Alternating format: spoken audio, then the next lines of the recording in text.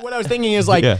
I think like, for example, like a game like Red Dead Redemption that's like so crazy and the world is so big and like stuff like that. Sometimes people like to play that game, not even for like the story or anything. It's just like to explore be the world, in that yeah. world and experience the feat that is a team of humans coming together and creating such a vast world. Same with like Skyrim or whatever that one game that was like that space exploration game. What was it again?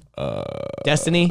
Yes. Yeah. There's Destiny, but then there was also that other one that failed miserably. Yeah. Was What's that the- Destiny? No, it was like where you I don't you remember. transport to different planets, And it was like all supposed to be different. Like each planet is different. There's millions of Oh stars yeah, and No Man's planets. Sky. No Man's Sky. No Man's Sky.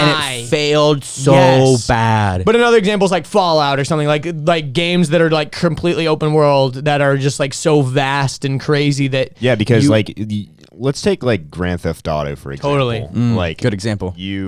There's these people that you don't know where they started or where the project like ended. You Totally. just know that there was a release date and a trailer, and you just see all this dope ass shit, and it's just like you appreciate it because it's like you don't really think about how many, not even just time, how many years was put into a project like that. Yeah. Years of hours. So it's like even if something took 6 months, but if there was 100 people working on it 40 hours a week, that is years. Totally, and I combined think of that's total why hours. some people have a hard time appreciating like modern art because it's like I could do it's- that, or like, oh, that was easy for him. He just splattered some Like paint if it was on some like if shit. it was like a blue painting, like you didn't know that the guy like maybe got like a Sharpie and drew across it Like a every- million like a times. million or- times. You I never do know. agree with that modern art argument because a lot of modern art is bullshit. But Totally. because they'll be like, oh, here's a blue square canvas that I put white paint in a squirt gun and I squirted it, and look, now it's worth $9 million, and it's But that's just like also being a good businessman and showing and taking advantage of the art market. Like sometimes- it's not really. So here's the thing: there are artists and there are art collectors. Art collectors are usually the business people, and they're the ones that are a part of the art collection industry and drive up prices. And most artists are bad business people, and most business people are bad artists. But if you can find someone that's perfectly in the middle, who's both a business person and an artist, That's they're- what I mean. They're the ones like Greg Mike is a good example of that. He's an artist and a business person, and he fucking crushes, Yeah. dude. My friend Taylor that was on my podcast, he's the one that actually did that. I don't know if you've seen Scat Atlanta. They've got a giant thing in the windows on top of that new big building. It says Black Lives Matter. He was actually the artist that got I haven't commissioned seen for it. it. That's awesome. And literally, it's just like it looks like someone just took a big paintbrush and wrote Black Lives Matter. But he has like a very specific cool font. He's also an artist of color, so they wanted to hire someone like that. So it's like it's cool because modern art is you could probably do this plus, but you didn't. You know what I mean? Well, not only that, but I think it's also, I'll go back to my exact same analogy where there's a guy who's got a blue canvas and a squirt gun.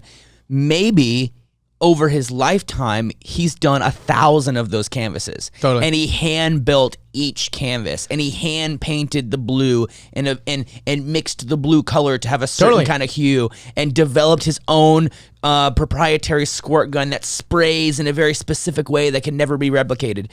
But to the idiot, we go, that's a blue square with spray paint on it. And you also have to appreciate the space. Like if I wanted to go make a blue painting like that, I'd probably have to like make some sort of area that I could paint An entire reliably studio, in and yeah, exactly. buy the exact Pantone color of blue that I want and blah, blah, blah. I agree. And I'm not a hater of modern art necessarily. I can appreciate some weird, wacky shit.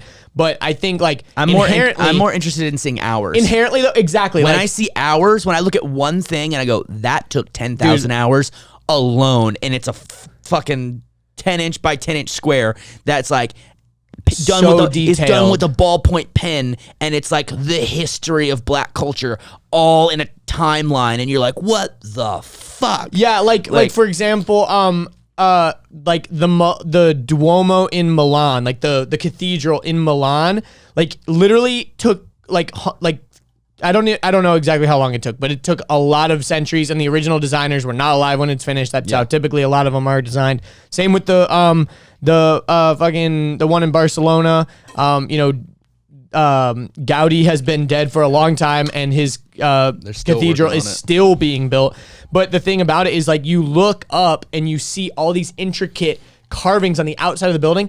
Then you go up to the top. You literally can go take an elevator up to the top, and still at the very top, things that you couldn't even see from the ground level are intricately carved. And it's like they spend so much time to make this so detailed that the average person that's just walking past will never appreciate the full amount of time. But I mean, that was like their dedication to God and stuff, so I kind of get it. But like another thing that's crazy is inside of St. Peter's, I think it's St. Peter's in what's the Vatican shit.